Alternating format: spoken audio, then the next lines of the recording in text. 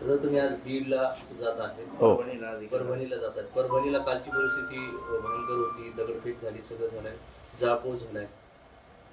नाही, खरं तर चित्र रंजित आहे बऱ्याच ठिकाणी. कारण मी स्थानिक सगळ्या पदाधिकारी अधिकाऱ्यांशी चर्चा केली. ठीक आहे, दगडफेक झालेली आहे मोठ्या प्रमाणावर.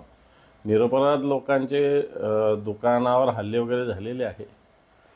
संविधानाचा ज्या पद्धतीनं प्रतिकृतीचा अवमान झाला याच्याविषयी ताबडतोब जर प्रशासनाने कडक पावले उचलली असती तर मला असं वाटतं पुढच्या घटना घडल्या नसत्या. त्यामुळं आता सगळं झाल्यानंतर प्रशासन कडक पावलं उचलते आणि म्हणून याला प्रशासनाचं जो मूकपणा मोठ्या प्रमाणात जबाबदार आहे असं समजायला काहीच हरकत नाही. दिवसाढवळ्या परभणीमध्ये हत्या झालेल्या आहेत. 3 आरोपी अजूनही मोकाट आहेत. एक लोकप्रतिनिधीची दिवसाढवळ्या अपहरण केलं जात आहे, त्याची हत्या केली जाते बीडमध्ये मस्ताजोर.